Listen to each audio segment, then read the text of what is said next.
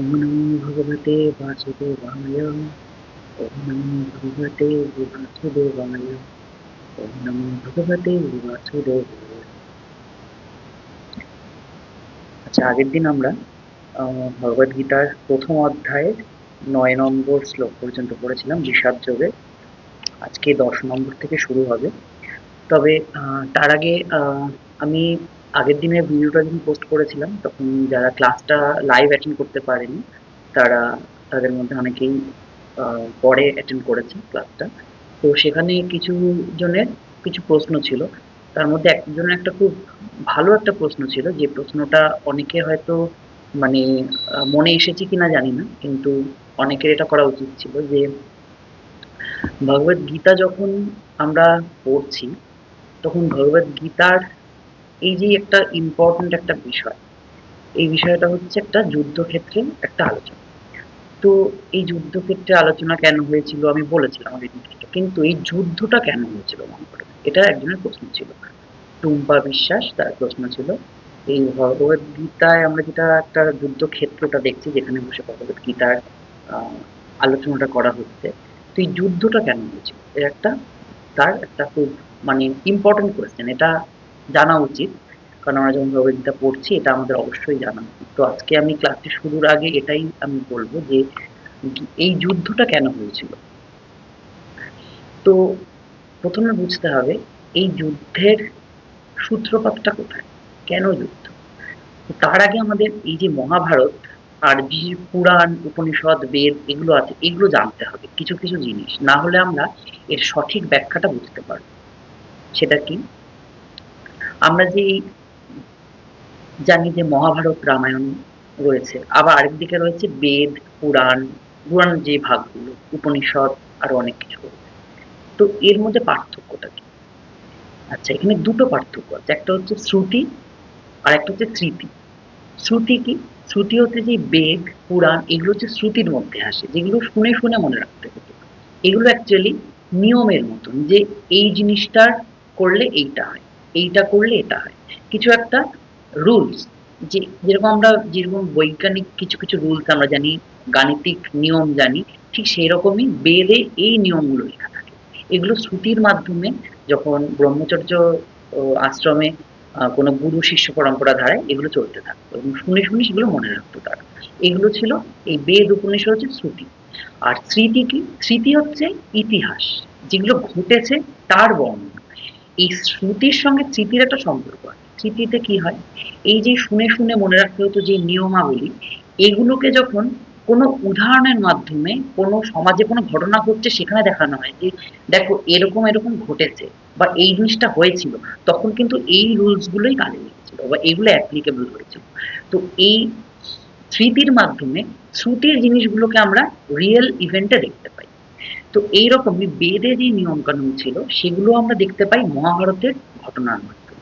তখন এই ইতিহাসের মাধ্যমে এগুলো আমরা জানতে পারি যে এই ঘটনাগুলো ঘটেছিল এবং এই জিনিসটা করলে এই খারাপ আচরণ করলে যে তার এই ফল ভুগতে হয়, ওইটা করলে যে এইটা করতে হয়, ভালো কিছু করলে যে এই ফল লাভ করি, সেগুলো আমরা স্মৃতির মাধ্যমে বিভিন্ন জায়গায় আমরা দেখতে পাই। এগুলো হচ্ছে যেরকম উপপাদ্য সম্পাদ্য আছে ঠিক সেরকম কোনো একটা জিনিস আছে, তার অ্যাপ্লিকেশন হচ্ছে আমরা স্মৃতিতে ঘটনার মাধ্যমে জানতে পারি। তো এখানে আমরা যখন মহাভারতটা আমরা আলোচনা করব তার একটা পার্টই তো আমাদের এই ভগবত গীতা। তো আমরা এটা দেখতে পাই যে মহাভারতের যে পুরো জিনিসটা ঘটে একটা যে সিকোয়েন্সে ঘটে, এই সিকোয়েন্সটা কেন ঘটেছিল, কারণ ভগবান শ্রীকৃষ্ণ দাপর যুগে যখন উনি এসেছিলেন, দাপর যুগে আসার পরে উনি তার বিভিন্ন লীলা উনি সংকলন করেছেন। আমরা ভগবানের বিভিন্ন লীলার কথা জানতে পারি এবং এই লীলার মাধ্যমে উনি বিভিন্ন জিনিস আমাদেরকে জানিয়ে দেন। উনি এই জানতেন যে দাপর যুগের শেষে কলিযুগের সূচনা হবে। তাই প্রত্যেকটা মানুষ যাতে কি করে ধর্ম পালন করতে হয় সেটা উনি তার দাপর যুগে ওই লীলার মাধ্যমে আমাদের জানিয়ে দেন। এটা সম্পূর্ণ ভগবান চেয়েছে বলেই এই লীলাটা রচিত হয়েছে। ওনার ইচ্ছা ছাড়া কোনো কিছুই হয় না। এই যে মহাভারতের যে পুরো ঘটনাটা, সেই বেদব্যাস থেকে শুরু করে একদম ভীষ্ম পিতামহের মৃত্যু পর্যন্ত, ইভেন আমাদের দেখতে পারি যে যখন শ্রীকৃষ্ণ উনি অন্তর্ধান করছেন, তার লীলা পর্যন্ত এগুলো সমস্ত কিছু তার রচনা। সে এই লীলার মাধ্যমে বিভিন্ন পরতে পরতে উনি আমাদের বিভিন্ন জিনিস শিখিয়ে গেছেন এবং উনি বলে গেছেন যে ধর্ম স্থাপনা কি করে করতে হয়। এই কলিযুগের মানুষ এতটাই অধঃপতিত হবে, সে জানতে পারবে যে ধর্ম কি করে স্থাপন করতে হয়। ওনার প্রত্যেকটা লীলার মাধ্যমে আমরা দেখতে পাই যে কি করে উনি ধর্ম স্থাপন করার কথা আমাদের জানিয়ে গেছেন। তো এই ধর্ম স্থাপনা করার যে বিষয়গুলো সেটা আমরা যেরকম জানতে পাই, এই যুদ্ধের মাধ্যমে আমরা কি দেখতে পাই, এই যুদ্ধের মাধ্যমে আমরা জানতে পাই যে যারা যারা অধর্মের পথে ছিল সেই অধর্মের পথে থাকার জন্য তাদের কি ফল লাভ করতে হয়েছে এবং যারা যারা ধর্মের পথে ছিল তাদের কি ফল লাভ করতে হয়েছে, এই জিনিসগুলো উনি রচনা করার জন্য পুরো প্রেক্ষাপটটা উনি তৈরি করেছিলেন। এই জন্যই যুদ্ধটা করেছিল।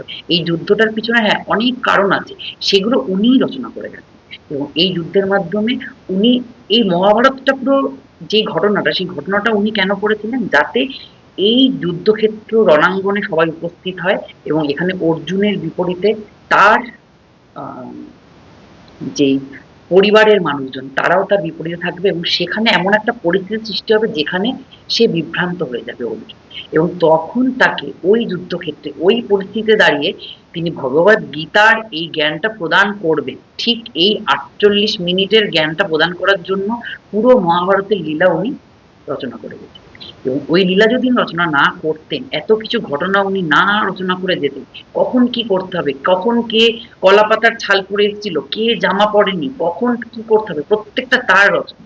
সেগুলো করে গেছিল বলে ওই যুদ্ধক্ষেত্রে ওই জিনিসটা ঘটেছিল এবং সেইখানে দাঁড়িয়ে উনি অর্জুনকে জ্ঞানটা দিচ্ছেন। যদি ওই পরিস্থিতি সৃষ্টি না হতো, অর্জুন এই জ্ঞানটা গ্রহণ করতে পারতো না। উনি যদি ঘরে খাটে বসে এই জ্ঞানটা দিত, অর্জুন বুঝতে পারতো না যে কেন এইটার প্রয়োজন, এটার প্রয়োজনীয়তা। হ্যাঁ, হ্যাঁ।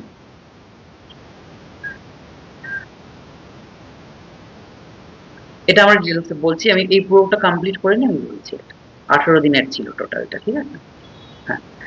তো এটা যখন এই ঘটনাটা ঘটেছিল, তো উনি এই প্রত্যেকটা জিনিস উনি রচনা করে গেছিলেন এই সিকোয়েন্স ওয়াইজ এবং তখন এটা সংঘটিত হয়েছিল। তো এই যুদ্ধক্ষেত্রে যদি ওনারা উপস্থিত না থাকতো, তাহলে এই যে গীতার বাণী উনি দিচ্ছেন, এটা ওই পরিস্থিতি, কারণ পরিস্থিতির মাধ্যমে আমরা গ্রহণ করতে পারি যে এই পরিস্থিতিতে এই জিনিসটা অ্যাকসেপ্টেবল। উনি যদি একটা রিল্যাক্স মোডে থাকতেন, কোনো একটা খাটে বসে আছে বা কোনো একটা ডাইনিং টেবিলে বসে আছে বা একটা কোনো আহ, জঙ্গলে সুন্দর একটা পরিবেশে বসে আছে, তখন কিন্তু এটা উনি নিতে পারতেন না। উনি এই পরিস্থিতির শিকার হয়েছেন এবং তার সম্মুখে তারা রয়েছে, যাদের সঙ্গে যুদ্ধ করতে হবে তারা তার পরিবার আত্মীয় বর্গ, তাদের সঙ্গে যুদ্ধ করতে হবে, এরকম একটা পরিস্থিতিতে উনি দিকভ্রষ্ট। আমার বিষাদ যোগে প্রথম চ্যাপ্টারই বুঝতে পারবো আস্তে আস্তে তার মধ্যে কোয়েশ্চেন আসবে এবং এই পরিস্থিতি সৃষ্টি করার জন্যই যুদ্ধের অবতারণা এবং তখনই উনি এই গীতার জ্ঞানটা দিচ্ছেন। তো এটা হচ্ছে স্টার্টিং পয়েন্ট যে কেন এই যুদ্ধটা হয়েছিল মহাভারতের। এটা অনেকগুলো কারণ আছে।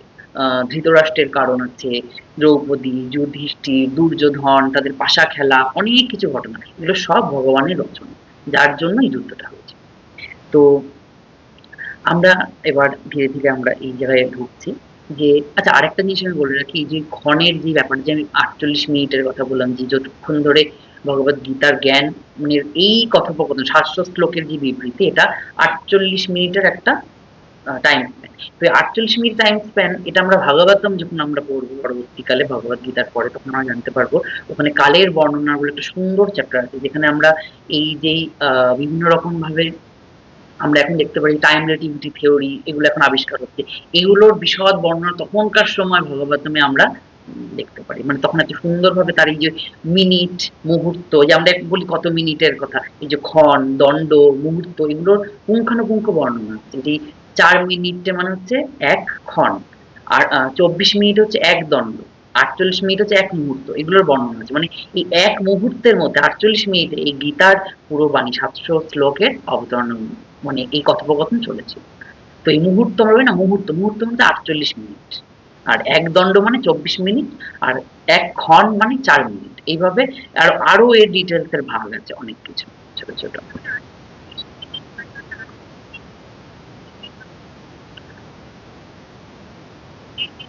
না না, ওইটা হ্যাঁ, এটাই হচ্ছে ওই সিরিয়ালে দেখানো হয়েছে যে প্রত্যেকটা মুহূর্তে মুহূর্তে বলা হচ্ছে, এটা কখনো হয়নি। আসল ঘটনাটা যখন হয়েছে, এইটাই ভগবদ গীতা, ওনে তো আমরা আজ যখন পড়বো জানতে পারবেন যে ওই যখন শুরু হচ্ছে তখন এইটা ঘটনা ঘটছে, এবং তখন সমস্ত কিছু থমকে গেছিল। ওই 48 মিনিটের জন্য সমস্ত কিছু স্টপ, যখন উনি বলা শুরু করেছেন তখন ওইটুকু সময়ের মধ্যে এই আমরা এইটাই বিষাদ যোগেই দেখবো যে রথকে দুটো দলের মাঝখানে রথকে নিয়ে যাওয়া হয়, তখন দুটো দলের মাঝখানে গিয়ে দাঁড়িয়ে তখনই ভগবত গীতার পুরো অবতারণা করা হয়। সিরিয়ালে অনেক কিছু দেখায় যেগুলো বাস্তবের সঙ্গে কোনো লিঙ্ক নেই, এগুলো অনেক কিছু আমাদের ঘোরানো হয়, ম্যানিপুলেশন করা হয়। সেটা দেখলে ওই জন্য না, যতক্ষণ আমরা শাস্ত্র অধ্যয়ন করব ততক্ষণ অ্যাকচুয়ালিটি আমরা জানতে পারবো না। এই জন্য শাস্ত্র অধ্যয়ন করাটা খুব দরকার। অনেক সময় টিভিতে অনেক গল্প দেখি, অনেক ঘটনা দেখি, সেগুলো অনেক ম্যানিপুলেট করা হয়, যেগুলো বাস্তবের সঙ্গে তার লিঙ্ক নেই। যেরকম অনেকে বলে দ্রৌপদী যখন হেসেছিল যে ওই জলের মধ্যে দুর্যোধনের পা দিয়েছিল, বুঝতে পারেনি, ওটা হেসে বলেছিল অন্ধের ছেলে অন্ধ হয়। এগুলো কোনো মহাভারতে এগুলোর কোনো উল্লেখ নেই, এগুলো ওখানে ইমপ্লিমেন্ট করা হয়েছে। এসবের কোনো মানে অস্তিত্বই নেই। এগুলো অনেকবার ওইটার জন্যই যুদ্ধ হয়েছিল, এগুলো কোনো মানে অস্তিত্বই নেই আসল মহাভারতের মধ্যে। যেরকম বাল্মীকি রামায়ণ আর কৃত্তিবাসী রামায়ণ এর মধ্যে হ্যাঁ, কৃত্তিবাসী রামায়ণ এর মধ্যে অনেক পার্থক্য আছে। বাংলায় অনেক কিছু ইমপ্লিমেন্ট করেছে যেগুলো মানে বাল্মীকি উনি এগুলো লিখে যাননি। এই জন্য অরিজিনালটা পড়া উচিত। যেখানে দুর্গাপুজোর কথা বলা হয়, আমরা কৃত্তিবাসী রামায়ণে যখন দেখি যে দুর্গাপুজো করেছিলেন রাম, উনি শিবের পূজা করেছিলেন অ্যাকচুয়ালি। হ্যাঁ, একদমই সেটাকে উনি কৃত্তিবাস ওঝা উনি ওটাকে বাংলায় লিখেছেন, এবং বাংলায় লেখার সময় বাংলার ট্র্যাডিশন হিসাবে ওটাকে দুর্গাপুজোকে অ্যাড করা হয়েছিল। কিন্তু অ্যাকচুয়ালি উনি শিবের পুজো করেছিলেন, তখন বানর সেনাদের নিয়ে উনি তখন শিবের পূজা করেন যখন উনি রাবণকে বধ করতে যাবেন। তো এখানে অনেক কিছু চেঞ্জ আছে, ওই জন্য অরিজিনাল শাস্ত্র অধ্যয়নটা খুব দরকার, যেখানে আমরা অ্যাকচুয়াল কি ঘটেছিল সেটা জানতে পারবো। এই জন্য অনেকে বলে যে এই যেটা উনি বললো যে পুরো 18 দিন ধরে চলেছিল, এবং 18 দিন ধরে বলেছিল না, এটা শুরুর 48 মিনিটেই বলা হয়ে গেছিল। তারপরেই ওনার মধ্যে ওই চেতনাটা এসেছে যে কেন আমাকে যুদ্ধ করতে হবে, না হলে উনি যুদ্ধ করতে পারতেন না। আমরা দেখতে পারবো, বিষাদ যোগে দেখতে পারবো, তারপর সাংখ্য যোগে আরো বুঝতে পারবো বিষয়টা।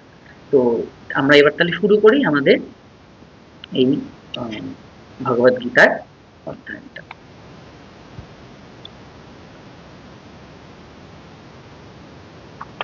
তো আমরা আগের দিন পড়েছিলাম বিষাদ যোগের 9 নম্বর। ঠিক আছে, আজকে 10 নম্বর থেকে আমাদের শুরু হবে।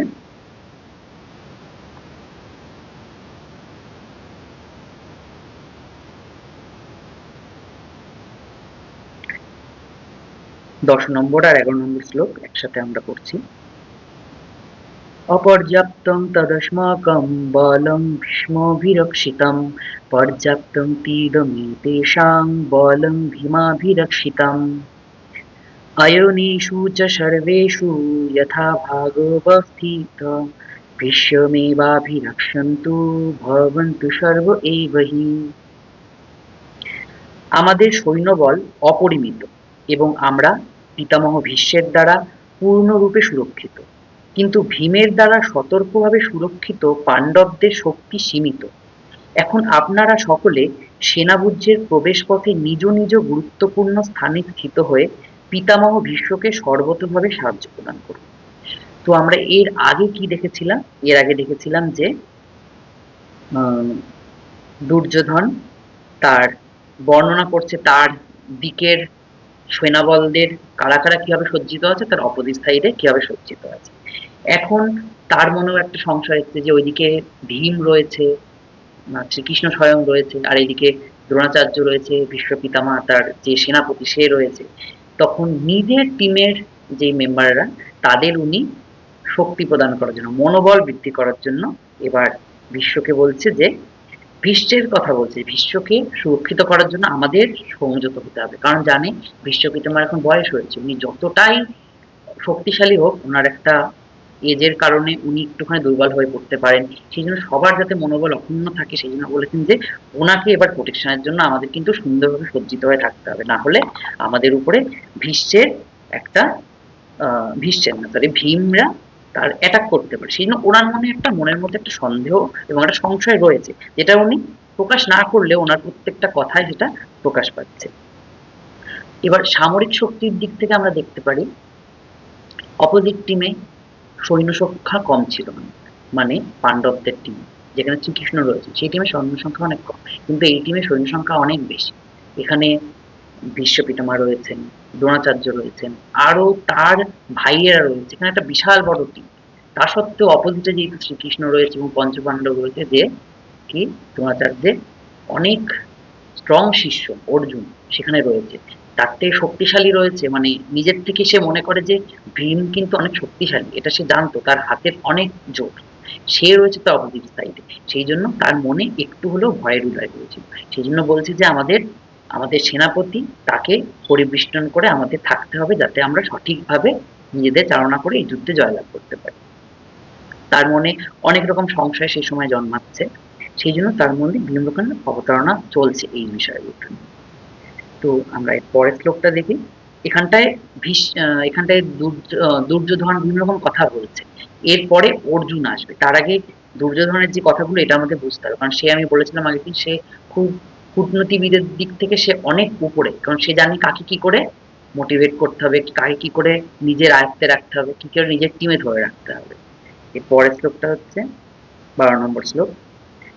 তস্য সঞ্জনয়ন্ কুরু বৃদ্ধ পিতামহ সিংহনাদং বিনদ্যোচ্চৈ শঙ্খং ধম্মৈ প্রতাপবান। তখন কুরুবংশের বৃদ্ধ পিতামহ ভীষ্ম দুর্যোধনের হর্ষ উৎপাদনের জন্য সিংহের গর্জনের মতন অতি উচ্চ নাদে তার শঙ্খ বাজালেন। এখানে মনে রাখতে হবে, যখন কোনো আগেকার দিনে যুদ্ধ শুরু হতো, এখনকার মতন তো নয় বন্দুক নিয়ে এগিয়ে গেল, তাই নয়।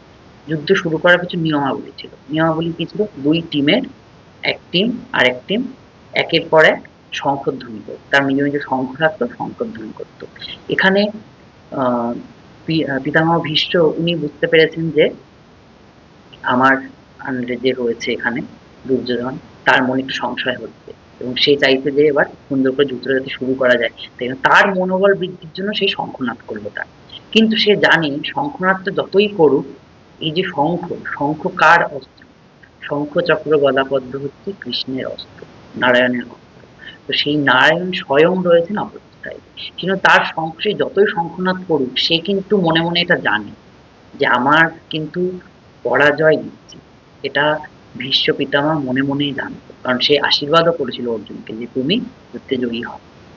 তো ভীষ্ম এটা জেনেও তার টিমে যে রয়েছে, যার হয়ে সে যুদ্ধ করছে, সেই দুর্যোধনের মনোবল বৃদ্ধির জন্য সে শঙ্খনাদ করল, উচ্চ নাদে তার শঙ্খ বাজাবে। 13 নম্বর শ্লোক। তত শঙ্খাশ্চ ভের্যশ্চ কর্ণবাণগোমুখাঃ সহসৈবাভ্যহন্যন্ত শব্দস্তমূলমভবৎ। তারপর শঙ্খ, ভেরী, পণব, আনক, ঢাক ও গোমুখ সিংহাসমূহ হঠাৎ একত্রে ধ্বনিত হয়ে এক তুমুল শব্দের সৃষ্টি হল। যখন পিতামহ ভীষ্ম শঙ্খ বাজালেন, সেনাপতি শঙ্খ বাজালেন, তখন সেই শঙ্খের সাথে সাথে আরো তার টিমে যারা যারা ছিল তারা শঙ্খধ্বনি করলো এবং যার যার যে সমস্ত বাদ্যযন্ত্র আছে সেগুলো সব বাজলো, যে তারা জানান দিচ্ছে যে আমরা এত লোক রয়েছে, আমাদের এত ম্যান পাওয়ার, তোমরা তো অল্প করেছো, এত ম্যান পাওয়ার নিয়ে আমরা যুদ্ধে রয়েছি, তোমরা হারবে, এইটা জানান দেওয়ার জন্য তারা এত জোরে সমস্ত কিছু বাদ্যযন্ত্রগুলো বাজালো। 14 নম্বর। তত শ্বেতৈর্হয়যুক্তে মহতি সন্দনে স্থিতৌ মাধব পাণ্ডবশ্চৈব দিব্য শঙ্খ প্রদধ্মতু। অন্যদিকে শ্বেত অশ্বযুক্ত এক দিব্য রথে স্থিত শ্রীকৃষ্ণ ও অর্জুন উভয়ে তাদের দিব্য শঙ্খ বাজালেন। আমরা যখন দেখছি কৌরবদের দিকে, মানে দুর্যোধনের দিকে যখন শঙ্খ বাজালো, তখন আমরা বললাম যে ভীষ্ম তার শঙ্খ বাজিয়েছে এবং বাদবাকি বাদ্যযন্ত্র বাজা শুরু হয়েছে। কিন্তু এখানে আমরা দেখছি তার দিব্য শঙ্খ কথাটা উচ্চারণ করা হয়েছে, কারণ শ্রীকৃষ্ণ এবং অর্জুন তাদের দিব্য শঙ্খ বাজালো এবং শ্বেত অশ্বযুক্ত এক রথে স্থিত শ্রীকৃষ্ণ। তার মানে এই শ্বেত অশ্বযুক্ত রথ, এর একটা অনেক বড় মাহাত্ম্য আছে। এই যে রথ, সেই শ্বেত অশ্বযুক্ত যে রথ, এই দিব্য রথ হচ্ছে অর্জুনকে প্রদান করেছিলেন অগ্নিদেব।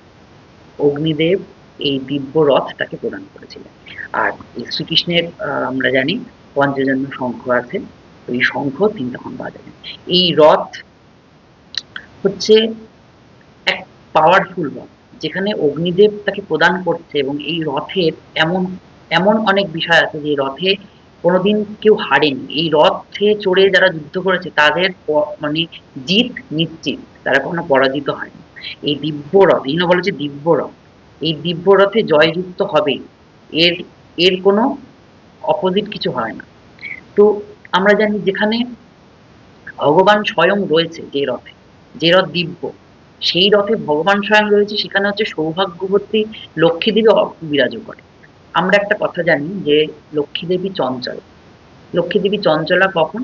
যখন সে একা থাকে, যখন সে নারায়ণের থেকে দূরে থাকে। অনেকে লক্ষ্মী পুজো যখন আমরা করি বাড়ি থেকে, শুধু লক্ষ্মী পুজো, লক্ষ্মী পুজো, লক্ষ্মী দেবী চঞ্চলা কেন? কারণ সে এসছে তার ভক্তের মনোবাঞ্ছা পূরণ করার জন্য, ভক্তের ভক্তির জন্য সে এসছে ওইটুকু সময়ের জন্য। কারণ তার কাছে যখন নারায়ণ নেই, তখন সে কোনো রকমে সেই ভক্তের দেওয়া ভোগটুকু গ্রহণ করে সে চলে যাবে। সে চঞ্চলা ওই জন্য। চঞ্চলা কেন? সে চঞ্চল হচ্ছে এক জায়গায় স্থির থাকতে পারছে না, কারণ সে আবার নারায়ণের কাছে ফিরে যেতে চাইছে। কিন্তু যেখানে স্বয়ং নারায়ণ নিজে উপস্থিত, সেখানে লক্ষ্মী সর্বদা বিরাজমান, সৌভাগ্যবতী লক্ষ্মী সর্বদা বিরাজমান। তাহলে যেখানে শ্রীকৃষ্ণ স্বয়ং নিজে উপস্থিত রয়েছেন, সেখানে সৌভাগ্য সর্বদা সর্বদা বিরাজ থাকবে, সেখান থেকে সৌভাগ্য কখনোই যাবে না। এবং সে দিব্য রথে সে রয়েছে, সেজন্য তার কাছে এই জয় নিশ্চিত। এই জয় থেকে তাকে কেউ হারাতে পারবে না। এই জন্য এই লাইনটার এত মাহাত্ম যে শ্বেত অশ্বযুক্ত এক দিব্য রথে স্থিত শ্রীকৃষ্ণ অর্জুন উভয় তাদের দিব্য শঙ্খ বাজালো। এই দিব্য শঙ্খ কিন্তু আমরা অপোনেন্ট টিম যখন শঙ্খ বাজাচ্ছিল তখন আমরা এর উল্লেখ পাইনি। এই উল্লেখ পেলাম আমরা যখন এই টিম পাণ্ডবরা যখন বাজছে, তখন আমরা এর উল্লেখ পাচ্ছি। 15 নম্বর শ্লোক। পাঞ্চজন্যং ঋষিকেশ দেবদত্তং ধনঞ্জয় পুণ্ড্রং ধৌম্যৈ মহাশঙ্খং ভীমকর্মাবৃকোদরম। তখন শ্রীকৃষ্ণ পাঞ্চজন্য নামক তার শঙ্খ বাজালেন, অর্জুন বাজালেন তার দেবদত্ত নামক শঙ্খ, এবং বিপুল ভোজনপ্রিয় ও ভীমকর্মা ভীমসেন বাজালেন পৌণ্ড্র নামক তার ভয়ঙ্কর শঙ্খ। এখানে আমরা দেখতে পাচ্ছি শ্রীকৃষ্ণকে কি বলে সম্বোধন করা হচ্ছে? ঋষিকেশ। ঋষিকেশ কথার অর্থ কি? ঋষিক, ঋষিক মানে হচ্ছে ইন্দ্র, আর এশ মানে ইন্দ্রের যে দেবতা, ইন্দ্রের যে ইন্দ্রদের কন্ট্রোল করছে সে হচ্ছে ঋষিকেশ। ঋষিকেশ যে বিষ্ণু সহস্রনামের মধ্যে এক নাম, কৃষ্ণের এক নাম ঋষিকেশ।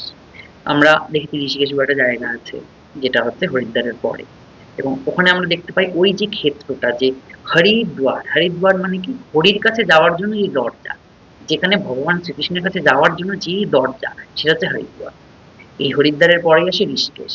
মানে আমরা দেখতে পাই এর পর এই যে এই ঋষিকেশ আসলো, এরপরে পঞ্চপ্রয়াগ হয়ে এই পঞ্চপ্রয়াগ পৌঁছায় বদ্রীনাথে, ভগবান বিষ্ণুর কাছে। তো এই যে রুট, এই রুট হচ্ছে ভগবানের কাছে যাওয়ার রুট। পরপর পঞ্চপ্রয়াগ কমপ্লিট করে আমরা পৌঁছাই বদ্রীনাথ। তো এই যে রুট, এটা হচ্ছে ভগবান বিষ্ণু ভগবান শ্রীকৃষ্ণের কাছে যাওয়ার জন্য এক রুট, এবং এই রুটের দ্বার হচ্ছে হরিদ্বার। তো এই যে নামটা ঋষিকেশ, অনেকে নামটার অর্থ জানে না। ঋষিকেশ হচ্ছে শ্রীকৃষ্ণেরই আরেক নাম, ঋষিকেশ। তো এখানে ঋষিকেশ বলে সম্বোধন করেছে কেন? কারণ এই যে দিব্য রথে কে আছেন? অর্জুন আছে, আর তার সারথি হিসাবে রয়েছে শ্রীকৃষ্ণ। কিন্তু অর্জুন যুদ্ধ পরিচালনা করলেও অর্জুনের যেই পঞ্চ ইন্দ্রিয় এবং ষষ্ঠেন্দ্রিয়, ওখানে ষষ্ঠেন্দ্রিয় যুক্ত হবে ধীরে ধীরে। তো তার যে এই জাগতিক পঞ্চেন্দ্রিয়, এই ইন্দ্রিয়গুলো কন্ট্রোল করছে কে? এই ইন্দ্রিয় কন্ট্রোল করছে ভগবান নিজে স্বয়ং। আমরা একটা জিনিস জানি, এখানে জানা উচিত সবাই, সেটা হচ্ছে ভক্ত যারা ভক্তি করে, এই ভক্তের বিভিন্ন প্রকার ভেদ হয়। এগুলো স্পিরিচুয়াল ক্লাসে আমরা কিছু কিছু আলোচনা করি, তো এখানেও এগুলো বলা উচিত। এগুলো না জানলে এটা আমরা বুঝতে পারবো, কারণ এই স্পিরিচুয়াল পাঠের চাবিকাঠি হচ্ছে ভগবত গীতা। ভগবত গীতার প্রত্যেকটা পড়তে পড়তে স্পিরিচুয়ালিটি আছে। আমরা যদি ভগবত গীতা সঠিকভাবে অধ্যয়ন করে তার অর্থ না বুঝতে পারি, আমরা স্পিরিচুয়াল পথে সঠিকভাবে প্রবেশ করতে পারি না। এই যে ঋষিকেশ, হঠাৎ করে এত জিনিস থাকতে থাকে ঋষিকেশ বলে এখানে এই লাইনে কেন উল্লেখ করা হলো? কারণ যারা সেই পরিমাণে ভক্ত নয়, সেই শুদ্ধ ভক্ত নয়, তাদের এই ইন্দ্রিয়গুলো কন্ট্রোল করে কি? সে নিজে কন্ট্রোল করে। সে তার বিভিন্ন ইন্দ্রিয় তৃপ্তির জন্য বিভিন্ন কাজ করে। চোখ দিয়ে যেগুলো, কোনটা লালসার বিষয় আছে, কোনটা একটু খারাপ জিনিস আছে সেটা দেখতে তার ভালো লাগে, কান দিয়ে খারাপ কথা শুনতে তার ভালো লাগে, একটুখানি গসিপের মধ্যে ঢুকতে ভালো লাগে, তাকে যখন খেতে দেবে এমন জিনিস খাওয়া যেগুলো হয়তো বারণ আছে, সেই জিনিসগুলো তার খেতে খুব ভালো লাগবে। তার মানে তার প্রত্যেকটি ইন্দ্রিয় বিভিন্নভাবে সে কন্ট্রোলের মধ্যে রাখতে পারে না, বিভিন্নভাবে বিভিন্ন রকম আকর্ষণীয় জিনিসের উপরে তার ইন্দ্রিয়গুলো সেখানে সে নিমজ্জিত করে দেয়। কিন্তু যে শুদ্ধ ভক্ত, যে ভগবানের কাছে নিজেকে সমর্পণ করেছে, সম্পূর্ণরূপে ভগবানের কাছে নিজেকে আত্মসমর্পণ করে দিয়েছে, তার যে ইন্দ্রিয় সেগুলো ভগবান স্বয়ং কন্ট্রোল করে। তখন তাকে জোর করেই বলতে হয় না, না এটা খেও না, না ওইটা শুনো না, না ওইটা দেখো না, ওটা বাজে কথা, ওটা বলো না, ওটা বাজে জিনিস, ওটা শুনো না, ওটা বাজে খাদ্য, ওটা গ্রহণ করো না। তাকে এগুলো বলতে হয় না, বা আদি কর্ম এটা করো না। তখন ভগবান স্বয়ং তার মধ্যে পরমাত্মা রূপে উপস্থিত সবার মধ্যে রয়েছে, তার মধ্যে পরমাত্মা রূপে ভগবান তার ইন্দ্রিয়রূপে সে কন্ট্রোল করতে পারে। এই জন্য এখানে ঋষিকেশ বলা হয়েছে যে অর্জুনের প্রত্যেকটা ইন্দ্রিয় সে নিজে কন্ট্রোল করছে, কোনো অর্জুন বিপথে যাওয়ার আর কোনো সম্ভাবনাই তার নেই। এই জন্য এইখানে এই ক্ষেত্রে যখন অর্জুন আর শ্রীকৃষ্ণ দুজনের এই শঙ্খনাদের কথা উঠলো, তখনই যখন যুদ্ধ শুরু হচ্ছে তাই শঙ্খনাদের মাধ্যমে, সেই ক্ষেত্রে আমরা এই ঋষিকেশ কথাটার অবতারণা এখানে আমরা পাই। এখানে ঋষিকেশ কথাটা উল্লেখ করা হয়। ঋষিকেশের অর্থ বুঝতে হবে, একটা নাম শুধু নয়, প্রত্যেকটা নামের পিছনে কারণ আছে। ভগবানের যে এত লীলা করে গেছেন, এত কিছু করেছেন, প্রত্যেকটা নামের পিছনে কোনো না কোনো কারণ আছে কেন তাকে সেই নামগুলো দেওয়া হলো। এই ঋষিকেশের নামেরও একটা কারণ। এবং আমরা অনেক রকম জানি যশোদানন্দন কেন, কারণ যশোদার কাছে সে পালিত হয়েছে, সেই যশোদার সন্তান রূপে সে রয়েছে ব্রজে, সেই জন্য যশোদানন্দন। আরো তার অনেক নাম জানি, কি নাম জানি, মধুসূদন, সে মধু নামক যে দৈত্যকে দমন করেছিল সেই জন্য মধুসূদন। এরকম বিভিন্ন নামের তার বিভিন্ন রকম কারণ আছে। বসুদেব পুত্র তাই বাসুদেব বলা হয় তাকে। তার নাম কিন্তু বাসুদেব নয়, সে বসুদেবের সন্তান ছিল, তাই তার নাম বাসুদেব। যে বিভিন্ন কারণের জন্য তার বিভিন্ন রকম নাম। দেবকী নন্দন, দেবকীর গর্ভ থেকে উৎপন্ন হয়ে দেবকীর সন্তান, তাই দেবকী নন্দন। প্রত্যেকটা নামের পিছনে তার কারণ আছে। এই গোবিন্দ, গোবিন্দ কেন নাম? গো কথার অর্থ কি? গো কথার দুটো অর্থ হয়, এটা অনেকে জানা উচিত, অনেকে জানে না। গো কথার দুটো অর্থ, একটা হচ্ছে গাভী, আর একটা হচ্ছে এটাও কিন্তু ইন্দ্রিয়কে বোঝায়, আমাদের ইন্দ্রিয়। তো এই যেই গোবিন্দ, যে ইন্দ্রিয়দের সুখ প্রদান করে বা গাভীদের যে সুখ প্রদান করে, তাকে বলা হয় গোবিন্দ। এই জন্য তার নাম গোবিন্দ। ওই জন্য হচ্ছে অত লক্ষ গাভী নিয়েও একসাথে যাচ্ছে, মাঠে চড়তে নিয়ে যাচ্ছে তাদের, তারা আনন্দে তার সঙ্গে যাচ্ছে, কোনো দিকভ্রষ্ট হচ্ছে না গাভীর, কারণ তাকে তার, সে এতটা অ্যাট্রাক্ট করে রেখেছে সবাইকে, সমস্ত মানুষের সঙ্গে পশু পাখিদের সে অ্যাট্রাক্ট করে রেখেছে। সেই আনন্দ, সেই অ্যাট্রাকশন থেকে তার নাম গোবিন্দ। সে আমাদের প্রত্যেকটা ইন্দ্রিয়কে আনন্দ দিতে পারে। আমরা যখন ভগবানের কোনো বিগ্রহকে দর্শন করি, আমাদের চোখের মধ্যে একটা, আমরা ওই দর্শনের মধ্যে আমাদের চোখ তৃপ্ত হয়, আমাদের একটা দর্শনেন্দ্রিয় আমাদের অনেক আনন্দ লাভ করে। আমরা যখন ভগবানের কোনো একটা বাণী শুনি, যখন ভগবানের কোনো একটা আহ কীর্তন শুনি, ভগবানের কোনো একটা গান শুনি, আমাদের মনের মধ্যে একটা পরম তৃপ্তি আসে। আমরা যখন ভগবানের কোনো একটা সুন্দর প্রসাদের গন্ধ আমরা নাক থেকে নিই, আমাদের ঘ্রাণেন্দ্রিয় তখন আরো বেশি সজাগ হয়ে ওঠে। ভগবানের প্রত্যেকটা জিনিস আমরা যখন সেই প্রসাদটা গ্রহণ করি, জীবের সাত পুরকের মধ্যে যায় কোনো একটা সুন্দর অমৃতময় প্রসাদ ভগবানের, তখন আমাদের মধ্যে একটা আলাদা আনন্দ যায়। আমাদের প্রত্যেকটা ইন্দ্রিয়কে ভগবান আনন্দ প্রদান করতে পারে, এই জন্য নাম গোবিন্দ। এই প্রত্যেকটা নামের অর্থ। তো এই জন্য এখানে ঋষিকেশ বলে থেকে উল্লেখ করা। কি বলা হচ্ছে, অর্জুন বাজালেন তার দেবদত্ত নামক শঙ্খ এবং বিপুল ভোজনপ্রিয় ও ভীমকর্মা ভীমসেন বাজালেন পৌণ্ড নামক তার ভয়ঙ্কর শঙ্খ।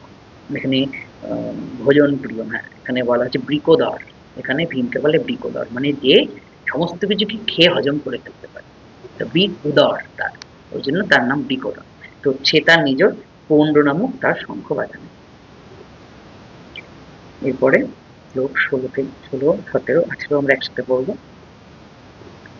অনন্ত বিজয়ং রাজা কুন্তিপুত্র যুধিষ্ঠিরः নকুলः সহদেবশ্চ সুঘোষমণিপুষ্পকौ কাশ্যশ্চ পরমেশ্বাস শিখণ্ডী চ মহারথ ধৃষ্টদ্যুম্ন বিরাটশ্চ সাত্যকীশ্চাপরাজিতः দ্রুপদেয়াশ্চ সর্বশ পৃথিবীপতে সৌভদ্রশ্চ মহাবাহু শঙ্খানাং দধ্যু পৃথক পৃথক।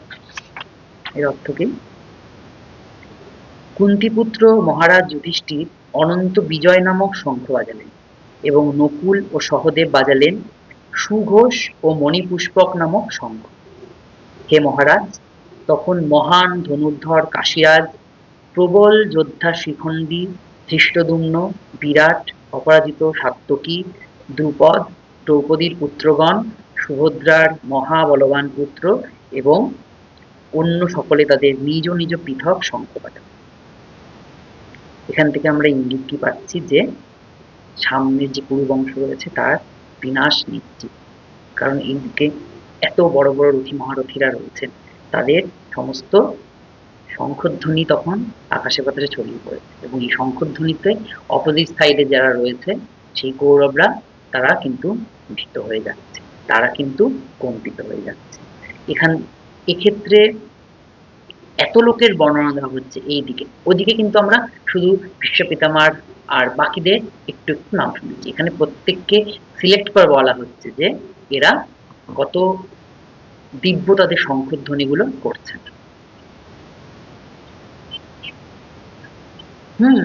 একদমই। কিন্তু এখানে আমরা ফার্স্ট লোকে যেটা দেখেছিলাম, হ্যাঁ এখানে আমরা ফার্স্ট লোকে দেখছিলাম এখানে কারা অবতারণা করছে বিষয়টা, এখানে সঞ্জয় আর ধৃতরাষ্ট্র দুজনের মধ্যে এই কথোপকথনটা হচ্ছে যে এখন ওইখানে কি করছে। আমি বললাম এর এই যে ভগবত গীতার সূচনাটা হয়েছিল কোথা থেকে, হ্যাঁ যেটা বলছি যে কুরু বংশ কেন বলা, এটাই আমি বলছি উত্তরটা, যে এটা সূচনা কোথায় হয়েছিল। সূচনা হয়েছে যে ধৃতরাষ্ট্র যেটা অন্ধ ব্যক্তি, সে শুধু অন্ধ নয়, সে কি, সে ধর্মান্ধ, সে ধর্ম সম্বন্ধে কোনো জ্ঞানই নেই।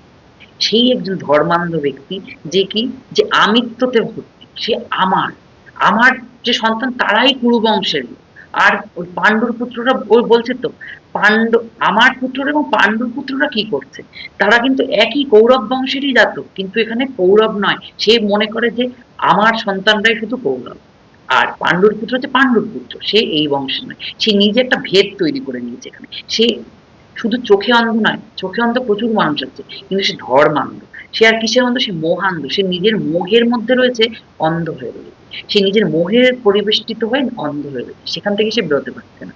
সে জানে যে এই সাম্রাজ্য, এই আমার সন্তান, আমার সমস্ত প্রজারা, এরা আমার কন্ট্রোলে থাকবে, আমার সন্তানের কন্ট্রোলে থাকবে।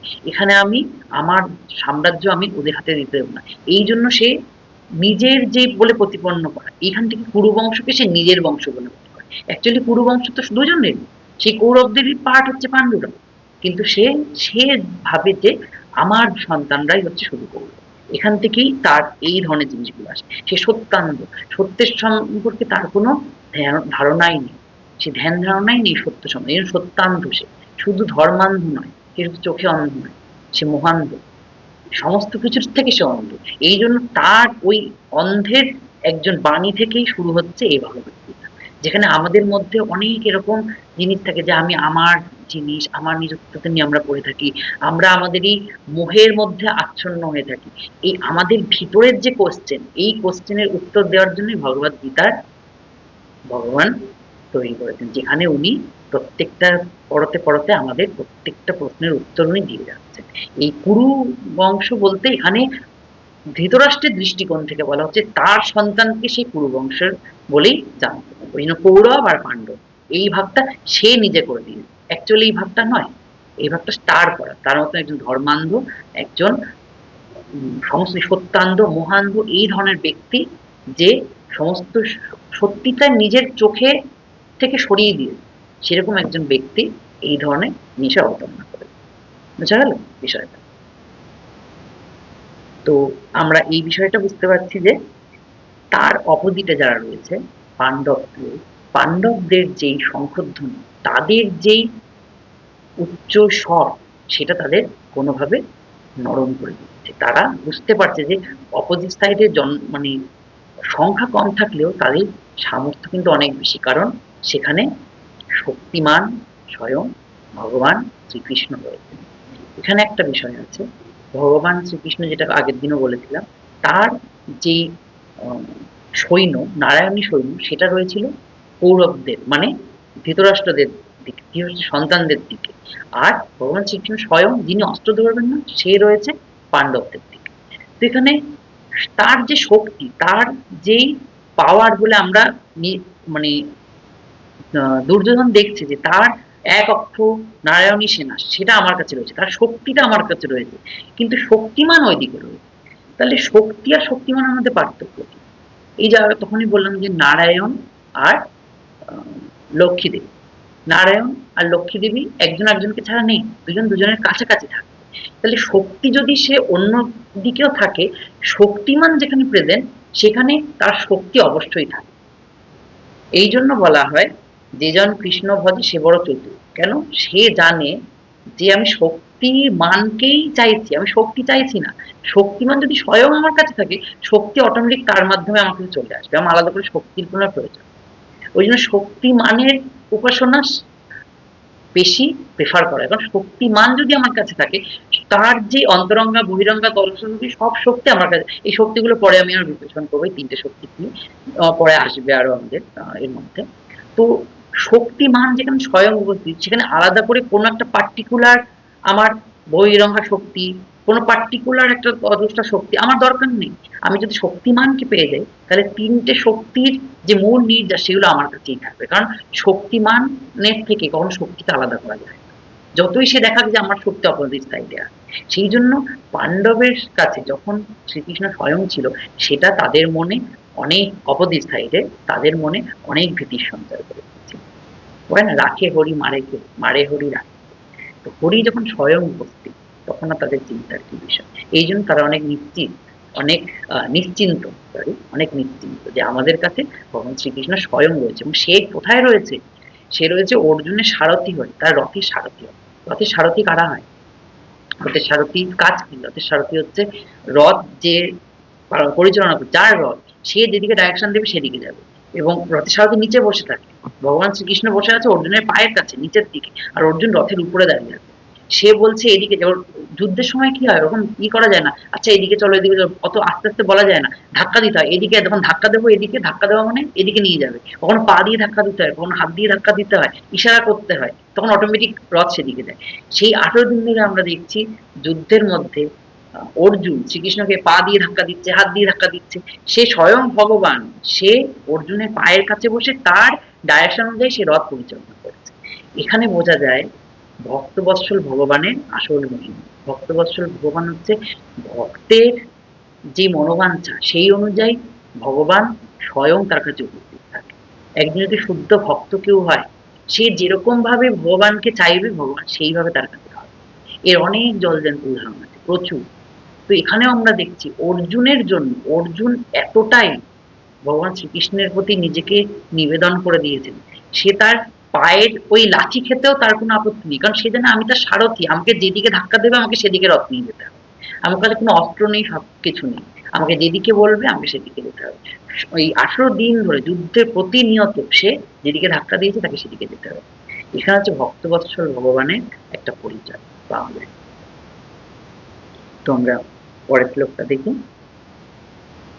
19 নম্বর শ্লোক। সঘোষধার্তরাষ্ট্রাণাং হৃদয়ানি ব্যদারয়ৎ নভশ্চ পৃথিবী চৈব তুমুলভ্রানুনাদয়ন। অনুবাদ: শঙ্খ নিনাদের সেই প্রচণ্ড শব্দ আকাশ ও পৃথিবী প্রধ্বনিত করে ধৃতরাষ্ট্রের পুত্রদের হৃদয় বিদারিত করতে থাকে। যেটা বললাম, ওই আওয়াজেই তাদের হয়ে গেছে। তারা বুঝতে পেরেছে যে এই যে অল্প আমরা ভাবছিলাম যে সৈন্যবল, সেই অল্প সৈন্যবলের যে এত ক্ষমতা, এত শঙ্খনাদ, এত ধ্বনি, এই ধ্বনি তাদের মনের মধ্যে একটা ভয়ের সঞ্চার করেছে। এখানে অনেকটা একটা জোনাকির অবতারণা করলে ভালো বোঝা যায়। জোনাকির উদাহরণ দিলে, জোনাকিরা যখন রাত্রেবেলা জ্বলে, তারা জানে যে আমার কাছে আলো আছে, আমার কাছে পাওয়ার আছে, আমার কাছে সেই লাইট আছে, আমরা দেখতে পাচ্ছি কোথায় কি আছে। সেটা আমরা রাত্রেবেলা অন্ধকারে আমরা দেখতে পাই জোনাকিগুলো ঘুরে ঘুরে বেড়াচ্ছে। কিন্তু যখন সকাল হয়, সূর্য উঠে, তখন সেই আলোতে আর জোনাকি দেখা যায়? দেখা যায়। এরকম যখন তারা শঙ্খ বাজাচ্ছিল, তখন তাদের মনে হচ্ছিল আমাদের শঙ্খনাদ কত জোরে হচ্ছে। কিন্তু যখন অপোজিট সাইডে সেই বিপুল শঙ্খনাদ আসলো, শ্রীকৃষ্ণের, অর্জুনের, ভীমের, আরো সমস্ত তাদের মানে সৈন্যদের সমস্ত শঙ্খনাদ বেজে উঠলো, তখন তাদের শঙ্খনাদ ম্লান হয়ে গেল। এই শঙ্খনাদের কোনো অস্তিত্বই তাদের কাছে টিকলো। এই সূর্যের কাছে জোনাকির যেটুকু ক্ষমতা, ঠিক সেরকম তাদের শঙ্খনাদের কাছে এই ধৃতরাষ্ট্রের পুত্রদের শঙ্খনাদের ঠিক সেরকম সামর্থ্য। তো এখানে এটার মাধ্যমে তাদের মনে একটা ধীরে ধীরে ভয় আসছে যে হ্যাঁ, এখানে তো একটা প্রচুর, আমরা যেটা বুঝতে পারছিলাম দেখে, শুধু চোখ দিয়ে দেখছি অল্প সৈন্য, কিন্তু তাদের মধ্যে যে ক্ষমতা, তাদের যে জোর, এটা আমাদের পরাজিত করতে পারি, এই ভয়টা তাদের মধ্যে লেগেছিল। এবার 20 নম্বর শ্লোক, এটা হচ্ছে সঞ্জয় এই ক্ষেত্রে এই সিকোয়েন্সের লাস্ট শ্লোক। এতক্ষণ আমরা দেখছিলাম ধৃতরাষ্ট্র প্রথম জিজ্ঞাসা করেছিলেন যে ওই যুদ্ধক্ষেত্রে কি চলছে, তারপরে সঞ্জয় কিন্তু বর্ণনা দিচ্ছিল এতক্ষণ ধরে, এই 20 নম্বর শ্লোক পর্যন্ত সঞ্জয় বর্ণনা দিচ্ছিল যে এখানে এই করছে, এখানে এই শঙ্খ বাজাচ্ছে, ওখানে এইটা বললো, এখানে এটা করছে, এইগুলো বর্ণনা দিচ্ছিল সঞ্জয়। এখানে কিন্তু অর্জুনও একটাও কথা বলেনি, শ্রীকৃষ্ণ কোনো কথা বলেনি। এই 20 নম্বর শ্লোকে আমরা দেখব সঞ্জয় তার এই ক্ষেত্রে শেষ কথা বলছে, কি বলছে, অথ ব্যবস্থিতান দৃষ্টা ধার্তা রাষ্ট্র ন কপিধ্বজ প্রবৃত্তি শাস্ত্র সম্পাতে ধনুর্দম্য পাণ্ডবঃ ঋষিকেশং তথা বাক্য নিদমাহ মহীপতে। অনুবাদ, সেই সময় পাণ্ডুপুত্র অর্জুন হনুমান চিহ্নিত পতাকা শোভিত রথে অধিষ্ঠিত হয়ে তার ধনুক তুলে নিয়ে স্বর নিক্ষেপ করতে প্রস্তুত হলেন। হে মহারাজ, ধৃতরাষ্ট্রের পুত্রদের সমরসজ্জায় বিন্যস্ত দেখে অর্জুন তখন শ্রীকৃষ্ণকে এই কথাগুলো বলেন। এখানে হে মহারাজ কাকে বলা হয়েছে? হে মহারাজ মানে সঞ্জয় ধৃতরাষ্ট্রকে বলছে, হে মহারাজ, ধৃতরাষ্ট্রের পুত্রদের সমরসজ্জায় বিন্যস্ত দেখে অর্জুন তখন শ্রীকৃষ্ণকে এই কথাগুলো বলছে। তাহলে এখানে আমরা প্রথমেই দেখতে পাই কপিধ্বজ। কপিধ্বজ কথাটার অর্থ কি? প্রথম লাইনে যেটা কপিধ্বজ আছে, কপিধ্বজ মানে হনুমান আঁকা আছে যেই পতাকায়। তো অর্জুনের যে রথ, যে রথ অগ্নিদেব প্রদান করেছেন, সেই রথের চূড়ায় ছিল হনুমানের পতাকা। তো আমরা দেখেছি রামায়ণের ক্ষেত্রেও যেখানে হনুমান আর রামচন্দ্র একসাথে ছিলেন, সেখানে যাদের জয় নিশ্চিত ছিল। এইখানে শ্রীকৃষ্ণ, যিনি স্বয়ং রাম, সেই শ্রীকৃষ্ণ, আর সেই ধ্বজায় রয়েছে কে? হনুমানের তীর। সেখানেও এই দুজন একসাথে বর্তমান। তবে সেখানেও যখন জয় হয়েছে, এখানে জয় তো নিশ্চিত। আমরা প্রত্যেকটা লোকে বুঝতে পারছি যে জয় কোন দিকে যাবে, কিন্তু অর্জুন কিন্তু ভিতরে ভিতরে চিন্তিত। এখানে আমরা জয় প্রত্যেকটা ক্ষেত্রে বুঝতে পারছি। এবার আরেকটা বিষয় বলার আছে, এই যে হনুমান চিহ্নিত পতাকা শোভিত রথে অধিষ্ঠিত হলেন, এই হনুমান চিহ্নিত পতাকা হঠাৎ করে রথটা কি করে আসলো, এটা একটু জানা উচিত। এখানে কিছু ঘটনা আছে। যখন দ্রৌপদী আর ভীম অলকানন্দার ধারে ঘুরে বেড়াচ্ছিলেন, একটা সুন্দর বাগিচা, একটা সুন্দর বিস্তৃত হিমালয়ের একটা পার্বত্য অঞ্চলে ওরা ঘুরে বেড়াচ্ছিল, কোনো একটা, তারা তাদের অফ টাইম, তারা ওখানে পাস টাইম কাটাচ্ছিল। তো সেই সময় সে দেখতে পায় ব্রহ্মকমল। সেই ব্রহ্মকমল দেখতে পেয়ে তার খুব ইচ্ছা হয় যে একটা ব্রহ্মকমল আমাকে একটু এনে দেন। ভীমকে জিজ্ঞেস করেছিল, একটু এনে দিন, তাহলে আমি ভগবান শ্রীকৃষ্ণকে, দ্রৌপদী তো কৃষ্ণের একদম মানে অন্তরঙ্গ সখী যেটাকে বলা হয়, মানে সে তাকে একদম বন্ধুর উচ্চতম পর্যায়ে বলে ভাবত। তো সে ওই ফুলটা চেয়েছিল কৃষ্ণকে দেওয়ার। তো যখন ভীম বলছে ঠিক আছে দ্রৌপদী চেয়েছে, তাহলে তো অবশ্যই আনতে হবে। সে ওই লতা গুল্ম জঙ্গল সব ই করে অলকানন্দার ধার দিয়ে সে জঙ্গলের মধ্যে দিয়ে যাচ্ছে ব্রহ্মকমল আনার জন্য। তো বড় বড় পাথরের স্তূপ এসছে, বড় বড় জিনিস এসছে, সেগুলো সব করিয়ে দিয়েছে, কারণ তো ভীমের অসাধারণ ক্ষমতা ছিল, মানে তার ক্ষমতার কাছে কোনো কিছুই পারত না। সে হাজার হাতির সমান বল তার কাছে ছিল। তো সে যেতে হঠাৎ করে দেখছে একটা বানর বসে আছে, হনুমান, যার একটা মোটা লেজ তার সামনে দিয়ে পড়ে আছে। সে ওটাকে টপকে যেতে পারছে না, একটু একটু লেজ রয়েছে। তো বলছে তাকে পাড়া দেবে, মানে সে তো যথেষ্ট, ভীমের তো যথেষ্ট বড় শক্তি, সে হঠাৎ করে তার গায়ে পা পড়লে, প্রাণীর গায়ে একটা পা পড়তে খারাপ লাগতে পারে, সেজন্য সেই হনুমানকে বলেন যে আপনি বানর, আপনি আপনার লেজটা সরিয়ে দিন, আমি যাবো, আমার পথে যেতে হয়, পথে বাধাই দিতে। তখন সেই বানর বলছে আমার তো, আমি তো বৃদ্ধ হয়ে গেছি, আমি তো যেতে, আমি তো নড়তে চড়তে পারি না, তুমি দয়া করে একটু আমার লেজটা সরিয়ে দাও, নিয়ে চলে যাও। তো হচ্ছে একটা বৃদ্ধ হনুমান, বৃদ্ধ বানর বসে আছে, তো আমি একটু সরিয়েই দিই, আর কি করবো। এবার ও সরাতে গেছে, সরাতে গিয়ে দেখছে এত ভারী লেজ তো আমি কখনো দেখিনি, উঠাতেই পারছে না। সে অনেক চেষ্টা করেছে, বলছে এত পাহাড় পর্বত সরিয়ে ভেঙে দিয়ে আসলাম, একটা লেজ আমি তুলতে পারছি না, অনেক কষ্ট করেছে, করে দিয়ে সে লেজটাকে সরাতে পারছে না। তখন সে সেই বানরকে বলছে, আপনি কে, আমাকে সঠিক বলুন, কারণ আমি বুঝতে পারছি আপনি যে সে কোনো হনুমান নন, যে সে কোনো বানর সম্প্রদায়ের কেউ নন, কারণ এই লেজ সরানো আমার কাছে কোনো ব্যাপারই ছিল না। আপনি যদি কেউ সাধারণ হতেন, আপনি আপনার সশরীরে আমার কাছে আসুন এবং আপনি দর্শন দিন, আপনি কে, আপনি কোনো কোনো উচ্চ কোটির কেউ একজন, সেটা উনি বুঝতে পারলেন। তখন হনুমান, উনি নিজে তার রূপ ধারণ করলেন এবং বললেন, তুমি যে পবন পুত্র, আমিও তো সেই পবন পুত্র, আমরা দুই ভাই। তখন উনি বুঝতে পারলো ভীম যে এই হচ্ছে স্বয়ং হনুমান। তখন সে দণ্ডবত প্রণাম করে তার কাছে নিজের নমস্কার জানায়। তখন ওই সময় তার ওই ভক্তি দেখে তখন হনুমান তাকে আশীর্বাদ করে যে যখন তুমি কোনো যুদ্ধক্ষেত্রে যাবে, তখন সেই যুদ্ধক্ষেত্রে তোমার হুঙ্কারের মধ্যে আমি বিরাজ করব। তুমি যখন একটা হুঙ্কার ছাড়বে, সেই হুঙ্কারের বলে তোমার সামনে শত্রুপক্ষ পরাজিত হয়ে যাবে। সে একটা হুঙ্কারে আমি বিরাজ করব। তোমার গদার একটা আঘাত যখন তুমি হানবে, সেই গদার আঘাতের মধ্যে আমার গদার শক্তি আমি সবসময় প্রদান করব। তোমার একটা গদার আঘাতের মধ্যে আমার গদার শক্তি থাকবে। এই উনি ওনাকে আশীর্বাদ দিচ্ছেন এবং বলেছিলেন যে তোমার ভ্রাতা অর্জুনের রথেও আমি অনুষ্ঠান করব, তোমার ভ্রাতা অর্জুনের সাথেও আমি থাকবো। সেই অর্জুনের সাথে থাকার কথায় এখন উনি ওনার পতাকার মধ্যে সেই হনুমান চিহ্নের মাধ্যমে উনি সেখানে বিরাজছেন। তার মানে আমরা বুঝতে পারি যে হনুমানের যেই বীরত্ব, তার যেই শক্তি, সেই শক্তিও সর্বদা পাণ্ডবদের সঙ্গেই বিরাজছে। তার মানে সেই শক্তিশালী টিমকে কারা হারাতে পারে? যেখানে স্বয়ং শ্রীকৃষ্ণ রয়েছেন, সেখানে হনুমান রয়েছেন, যেখানে অগ্নিদেবের রথ রয়েছে, সেখানে তাদের হারানো কখনোই সম্ভব নয়। সেখানে এই যে বিজয় চিহ্ন পতাকা আমরা পাই। তো এই যে ভগবান শ্রীকৃষ্ণ তো উনি, আজকে আমরা এই পর্যন্তই পড়বো, এই শ্লোকটা পর্যন্ত। তো এই শ্লোকটা পড়ার পরে আমরা পরে, কারণ এরপরে অর্জুনের কথা শুরু হবে, সেটা আমরা পরের দিন শুরু করবো। এখন হঠাৎ করে অর্জুনের কথা শুরু করলে বুঝতে অসুবিধা হয়। তো এটা আমরা বুঝতে পারি যে দাপর যুগে ভগবান শ্রীকৃষ্ণ এসেছিলেন নিজের লীলার মাধ্যমে আমাদের বিভিন্ন জ্ঞান প্রদান করার জন্য। এবং উনিও জানেন যে ওনার যখন উনি এই দেহ ত্যাগ করবেন, মানে এই জড়জাগতিক দেহ, যেটায় উনি মহাভারতে আমরা দেখতে পাই এবং কৃষ্ণর এই দাপর লীলায় আমরা দেখতে পাই কৃষ্ণ তখন এটা থেকে যাবেন। তারপরে কারণ যেখানে আমরা দেখতে পাই উনি অন্তর্ধান করছেন, সেই দিন থেকে বলা হয় কলি যুগের সূচনা হয়। দাপর যুগ ওখানে শেষ হয় যখন উনি ওনার এই ওই জড়জাগতিক দেহ উনি ত্যাগ করছেন, ওই লীলা উনি সমাপ্ত করলেন, তখন দাপর যুগের এন্ডিং এবং কলিযুগের সূচনা।